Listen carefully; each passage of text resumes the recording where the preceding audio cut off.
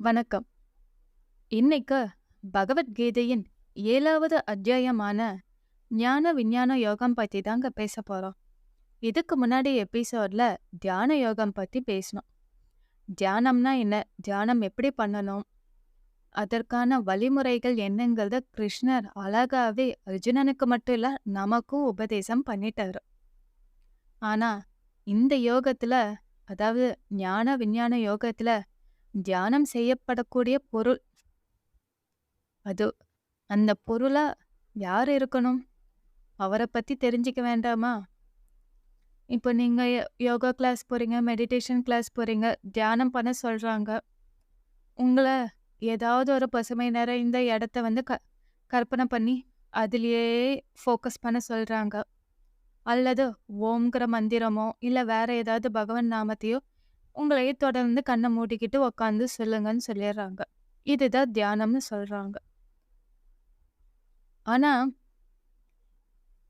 நம்மளுடைய கற்பனை பார்த்தீங்க அப்படின்னா, நீங்க உங்களுடைய செவி வழியா கேட்டதோ, இல்ல கண் வழியா பார்த்ததோ, ஏதோ ஒரு டிவி, இல்ல வேற ஏதாவது மொபைல், வேற ஏதாவது ஒரு வகையில நீங்க கண்ட காட்சியோ, இல்ல புத்தகங்கள் மூலமா உங்களுக்கு உள்ள உதித்த காட்சியாவோ இருக்கலாம். அந்த காட்சிகள மட்டும் தான் உங்களால கற்பனை பண்ண முடியும். அத தவிர்த்து நீங்க கேட்காத விஷயத்த உங்களால எப்படி கற்பனை பண்ண முடியும்? முடியவே முடியாது. நான் ஏற்கனவே சொன்ன மாதிரி தான். நான் இந்த உடலாவே தான் இருக்கிறேன். இந்த உடலுக்கு வேண்டிய தேவைகள நான் பூர்த்தி பண்றேன். அப்படிங்கும்போது, நான் இந்த உடல் வேறு, ஆத்மா வேறுங்கிற கான்செப்ட்டுக்கே என்னால அக்செப்ட் பண்ணிக்க முடியாது. ஏன்னா நான் ஒரு சாதாரண மனுஷி. அப்படி இருக்கும்போது, பகவான எப்படி என்னால கற்பனை பண்ணிக்க முடியும்? யோசிச்சு பாருங்க. அப்ப தியானம் செய்யப்படக்கூடிய ஒரு பொருள, ஒரு பகவான நிறுத்தி, அவர கற்பனை பண்ண அப்படின்னா, அது ரொம்ப கஷ்டம். இப்போ நீங்க வேலை செய்ற இடமா இருக்கட்டும், காலேஜா இருக்கட்டும், இல்ல வேற எங்கேயோ, இல்ல உங்க சொந்தக்காரங்க, ஃப்ரெண்ட்ஸு, இன் சர்க்கிள்ல எல்லாம் பார்த்தீங்கன்னா, இல்ல வேற எங்கேயோ வெளிய போறீங்க. அங்க போனா ஒருத்தர் வராரு. ஒரு ஆணா இருக்கட்டும், இல்ல பெண்ணா இருக்கட்டும். அவங்கள பார்த்ததும் உங்களுக்கு புடிச்சு போயிடுச்சு. ரொம்ப ஹேண்ட்ஸமா இருக்கலாம். அவங்க பேசுற வாய்ஸ் ரொம்ப ஸ்வீட்டா இருக்கலாம். மேன்லியா இருக்கலாம். நான் ஒரு பெண்ணா இருக்கனால ஒரு ஆணையே கற்பனை பண்றேன்னு வச்சுக்கோங்களேன். ஒரு ஆண மீட் பண்றேன். ரொம்ப ஹேண்ட்ஸமா இருக்காரு. அவரோட வாய்ஸ் ரொம்ப மேன்லியா இருக்கு. அவரோட கண்கள் அழகா இருக்கு. நல்ல ஹைட்டா இருக்காரு. அவர பார்த்ததும் எனக்கு பிடிச்சு போச்சு. ஆனா, அவர நான் எத்தன நாள் நினைப்பேன்னு நீங்க நினைக்கிறீங்க? Maybe 1 or 2 days. ஓகே. இப்ப அதே மனிதர நான் பலமுறை சந்திக்கக்கூடிய வாய்ப்பு, இல்ல அவர் கூடயே பழகக்கூடிய வாய்ப்பு, அவர பத்தி இன்னும் நெறைய தெரிஞ்சுக்கக்கூடிய வாய்ப்பு கிடைச்சதுன்னு வச்சுக்கோங்க. அவர் எப்படிப்பட்டவரு? வேலை செய்ற இடத்துல எப்படி நடந்துக்கிறாரு? இந்த மாதிரி நான் அவரு சின்ன சின்ன விஷயத்த நோட் பண்ணும்போது, எனக்கு அது ரொம்ப புடிச்சிருந்தது அப்படின்னா, நான் அத விரும்ப ஆரம்பிச்சுடுவேன். அவர கற்பனை பண்றது எனக்கு ரொம்ப ஈஸி ஆயிடும். என்னோட கான்சன்ட்ரேஷன் ஃபுல்லா அவர பத்தியே நெனச்சிட்டு இருக்கிறதுக்கு, ஒரு நாள் ஃபுல்லாவோ, இல்ல 2 நாளோ, ஏன் 1 வாரமோ, ஏன் வருஷ கணக்காவோ, அவர என்னால நெனச்சுக்கிட்டு இருக்க முடியும். அந்த கற்பனையோட வாழ முடியும். இல்ல காதலிக்கவும் முடியும். அப்போ இதுல என்ன தெரியுது? நாம ஒருத்தர பத்தி பார்த்த உடனே நமக்கு புடிக்காது. சம்டைம்ஸ். ஆனா, சம்டைம்ஸ் புடிச்சு போச்சுன்னு வச்சுக்கோங்களேன். அந்த பிடித்தல் நீடிச்சு வளரணும் அப்படின்னா, அவர பத்தி நான் நெறைய விஷயங்கள் தெரிஞ்சுக்கணும். அப்பதான் கொஞ்சம் கொஞ்சமா அவர் மேல இருக்கிற காதல் எனக்கு வளரும். அதுதான் பகவான் இங்க சொல்ல வராரு. பகவான பத்தி அந்த ஆழ்ந்த அறிவு நமக்கு இருந்து அது வளர ஆரம்பிச்சது அப்படின்னா, நமக்கு பகவான் இடத்துல ஒரு ஈடுபாடு உண்டாகும். அந்த ஈடுபாடு தொடர்ந்துச்சுன்னு வச்சுக்கோங்களேன், நம்மளால அவர சீக்கிரமா அடைய முடியும்.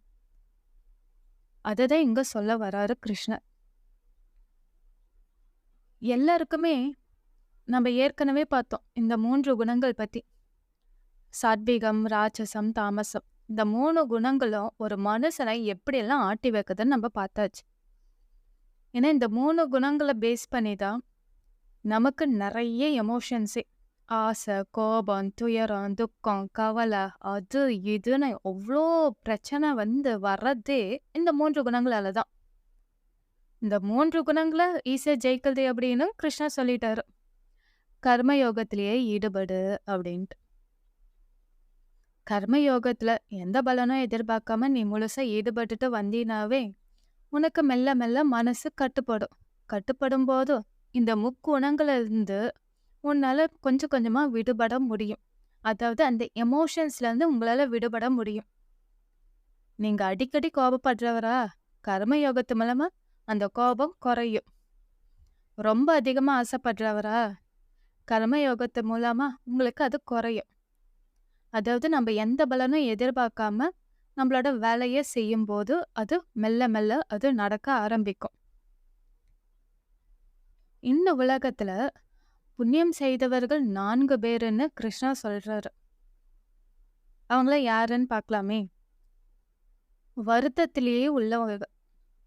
யார் வருத்தத்துல இருப்பா சொல்லுங்க இந்த உலகத்துல? ஆமாங்க, எல்லாத்துக்குமே வருத்தம் இருக்கும். நாளைக்கு ஸ்கூல் ஃபீஸ் கட்டணும், காலேஜ் ஃபீஸ் கட்டணும், நாளைக்கு வேலைக்கு போகணும், ப்ராஜெக்ட் கம்ப்ளீட் பண்ணணும், கல்யாணம் பண்ணணும். இந்த மாதிரி ஒவ்வொரு வருத்தம். அவர் இந்த வருத்தத்தை சொல்லல.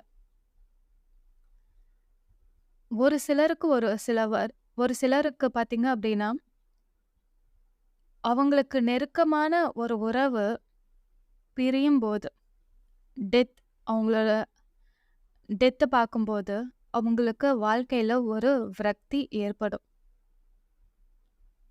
அந்த விரக்தி மூலமா இனிமே இந்த பிறவி வேண்டாம்ப்பா அப்படிங்கிற ஒரு நிலைக்கு வருவாங்க. ஒரு சிலர் பார்த்தீங்கன்னா, ஒவ்வொரு சின்ன உயிரும் பாதிக்கப்படும் போது ரொம்ப வருத்தப்பட்டு இப்பேற்பட்ட ஒரு துன்பமான உலகத்திலேயே வாழ்ந்துட்டு இருக்கோன்ட்டு ஒரு விரக்தி வரும். அவங்கள தான் வருத்தப்படுறவங்கன்னு சொல்றாரு. இப்ப நம்ம நாரதரே பார்த்தீங்க அப்படின்னா, தன்னுடைய தாய் இழந்ததுக்கு அப்புறம் தான் அவருக்கு வாழ்க்கையில விரக்தியே ஏற்படுது. அந்த விரக்தி தான் ஸ்ரீமன் நாராயணன் கிட்ட அவரை கொண்டு போய் சேர்க்குது. இந்த விரக்தியில ஞானம் தேடுறவங்க தான் ரொம்ப அதிகம்.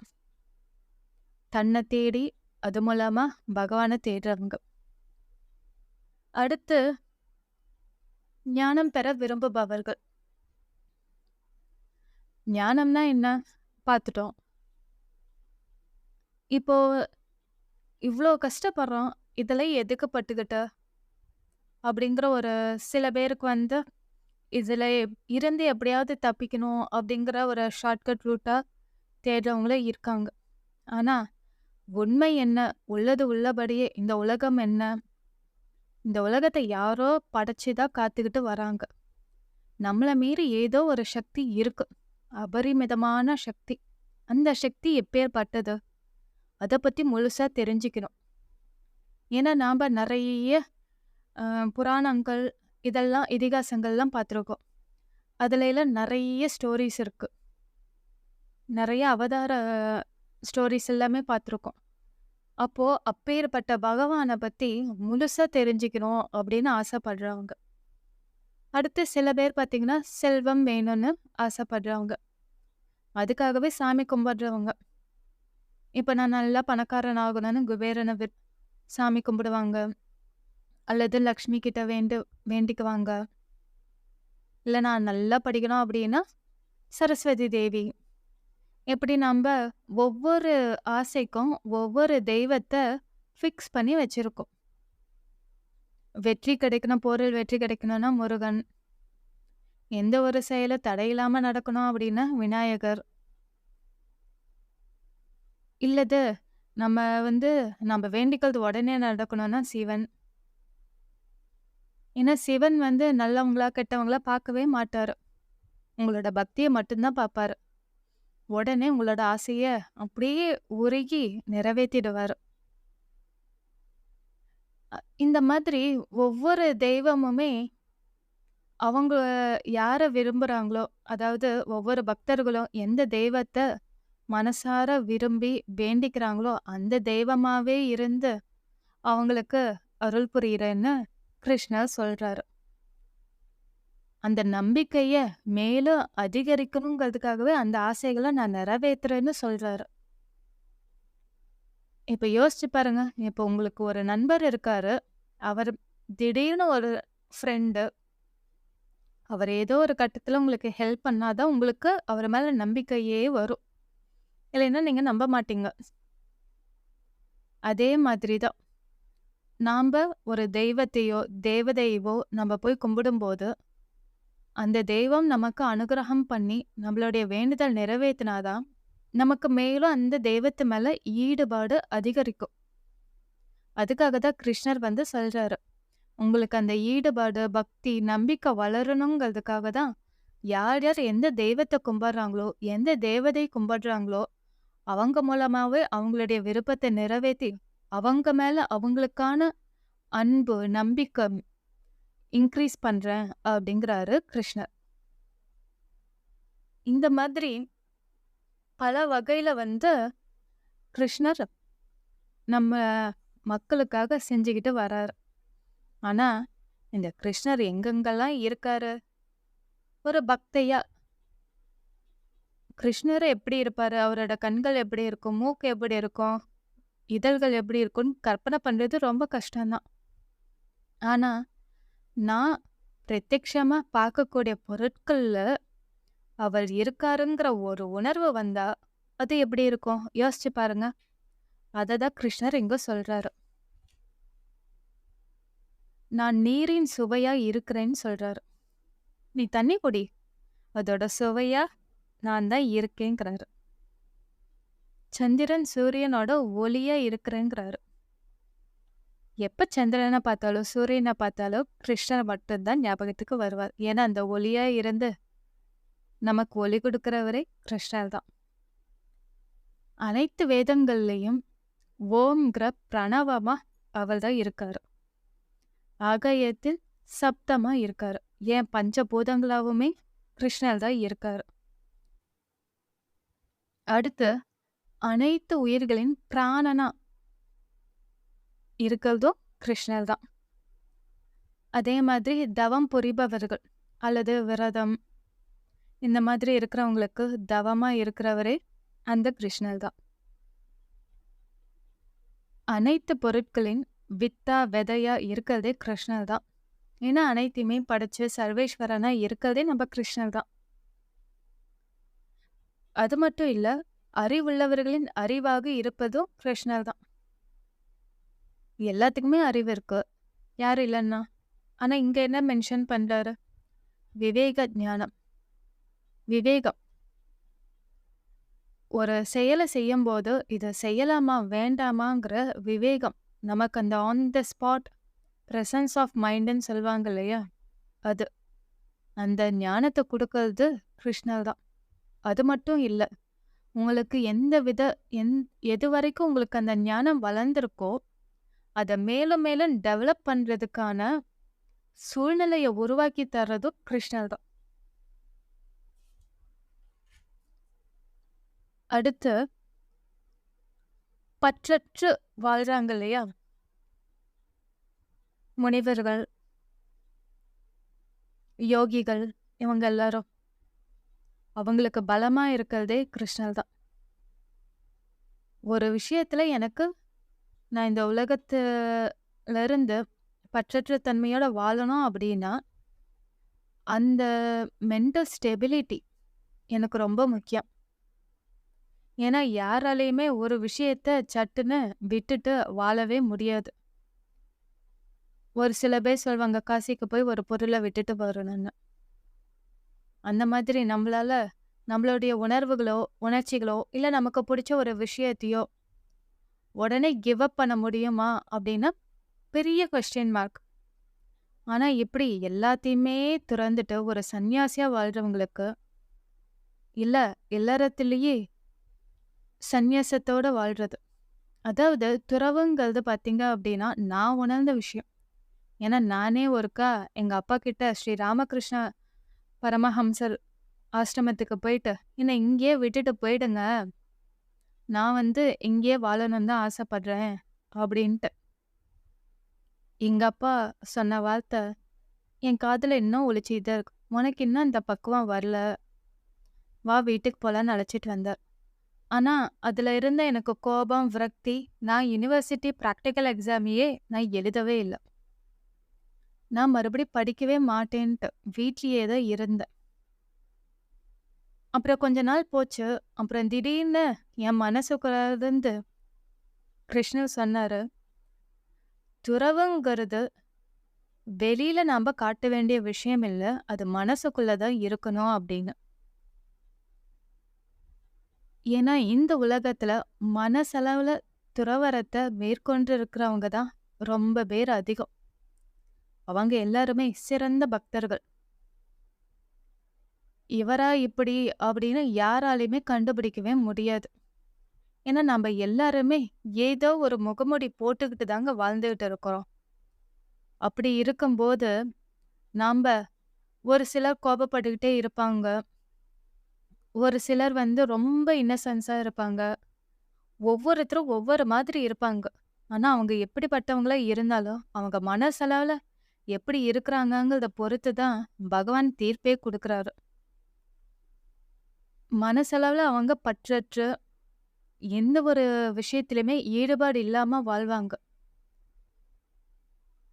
அதுதான் இங்க கிருஷ்ணர் சொல்ல வர்றாரு. அவங்களோட பலமா இருக்கிறதே கிருஷ்ணர் தான். எல்லா உயிர்களிடத்திலும் தர்மத்துக்கு விரோதமான எண்ணத்த கொண்டு வராம பாதுகாக்கிறதே கிருஷ்ணர் தான்.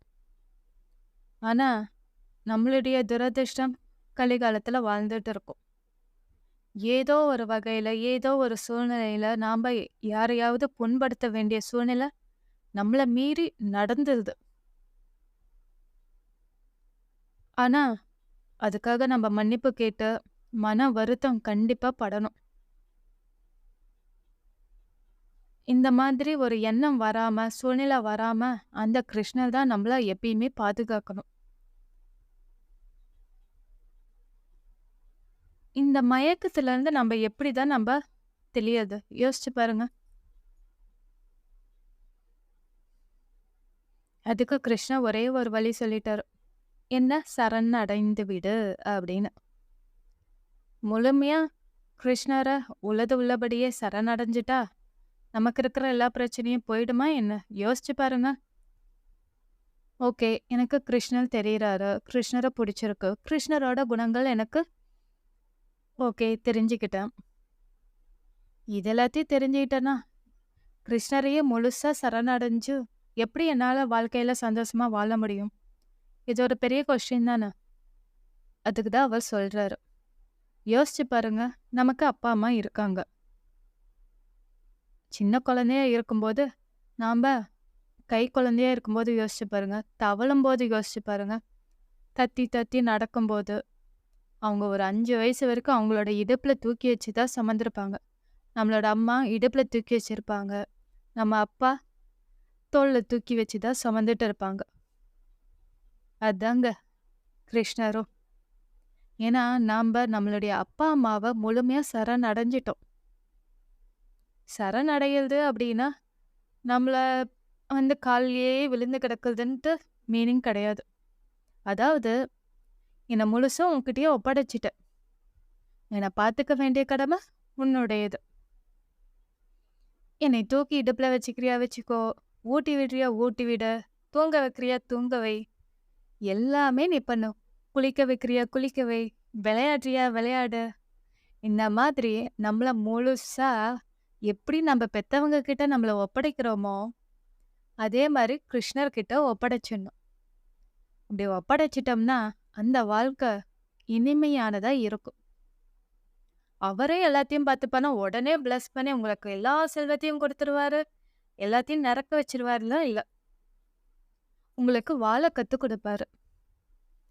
எந்த நிலையில இருந்தாலும், ஏழ்மை நிலையில இருந்தாலும் சரி, நீங்க பணக்காரனா இருந்தாலும் சரி, எந்த நிலையில இருந்தாலும் எதுலயுமே ஈடுபாடு இல்லாம ஈடுபாடோட, அதாவது தாமரை இலை தண்ணீர் போல வாழ பழக்க பழக்கப்படுத்திடுவாரு. அதுதான் கிருஷ்ணரோட கைவந்த கலையே. நம்ப இந்த வாழும் கலை இதெல்லாம் நீங்க நிறைய கேள்விப்பட்டிருப்பீங்க. வாழ்றதுங்கிறது இந்த பூமியில வாழ்ந்துகிட்டே எந்த ஒரு உயிருக்கும் எக்காரணத்தை கொண்டு எந்த சூழ்நிலையிலையும் துன்பத்தை கொடுக்காம, யாருக்கும் பாரமாவும் இல்லாம, நம்மளுடைய தேவைகளை பூர்த்தி பண்ணிக்கிட்டு, நம்ம சுத்தி இருக்கிறவங்களோட தேவைகளையும் நிறைவேற்றிக்கிட்டு வாழ்ந்தாவே போதுங்க. அது பகவான் கிருஷ்ணர் இருக்கும்போது அதெல்லாம் சுலபமாவே நடக்கும். இந்த 5 வயசு வரைக்கும் அந்த குழந்தைய எப்படி ஒரு தாயும் தந்தையும் பார்த்துப்பாங்களோ, நாமளும் 5 வயசு குழந்தைன்னு நினைச்சு கிருஷ்ணர் நம்மளை தூக்கி வச்சுப்பாரு, கொஞ்சுவாரு, விளையாடுவாரு, சீண்டுவாரு, கோபமூட்டுவாரு, சாப்பாடு ஊட்டுவாரு. நமக்கு தேவையான துணி மணி எல்லாத்தையுமே அவரே எல்லாத்தையும் ப்ரொவைட் பண்ணுவாரு. ப்ரொவைட் பண்ணுவான மேஜிக்லாம் கிடையாது. உங்களை அந்த செயல்ல ஈடுபட வைப்பாரு. அதற்கான ஆப்பர்ச்சுனிட்டிஸை உங்களுக்கு உருவாக்கி தருவாரு. He will show you the direction. இந்த வழியில போன்னு நீங்க இந்த சேரியட்ல உட்காந்துக்க வேண்டியதுதான்.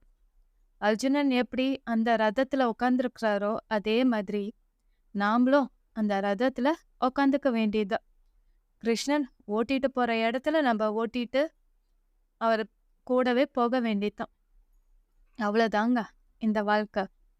இதுதான் ஞான விஞ்ஞான யோகத்துல நான் கத்துக்கிட்ட விஷயம். ஒருத்தரை முழுசா நம்ம எப்படி அக்செப்ட் பண்ணிக்கிட்டு அவரை தியானம் பண்ண முடியும், அவரோட அருமை பெருமைகளை நம்ம தெரிஞ்சுக்கிட்டா மட்டும்தான். அதுதான் கிருஷ்ணர் இங்க முழுசா சொல்லியிருக்காரு. இனிமே நான் எங்க சூரியன் சந்திரனை பார்த்தாலும் சரி, பஞ்சபூதங்கள் எல்லா பக்கமே நிறைஞ்சிருக்கு. இப்படி ஒவ்வொரு பொருள்லையும் பகவானை பார்க்க ஆரம்பிச்சிட்டா அந்த வாழ்க்கை எவ்வளோ அருமையானதா இருக்கும். யோசிச்சு பாருங்க. நம்ம பாரத நாட்டுல நிறைய பக்தர்கள் வாழ்ந்திருக்காங்க. ஒவ்வொரு பக்தர்களும் அவங்க கடந்து வந்த பாதையில ஒவ்வொரு பொருளிலும் ஒவ்வொரு உயிரிலும் அந்த பகவானை பார்த்து பார்த்து மெய் சிலிர்த்து உருகி காதலிச்சது, பக்தி பண்ணது, அதெல்லாம் அந்த கதையை கேட்கும்போது இந்த கிருஷ்ணர் என்ன சொல்ல வராருன்னு கண்டிப்பா உங்களுக்கு புரியும். எல்லாமாவே அவர் தாங்க இருக்காரு. அத முழுசா உணர்ந்துட்டா வாழ்க்கை ரொம்ப அழகானதாகவும் சந்தோஷமானதாகவும் இருக்கும். தேங்க்யூ.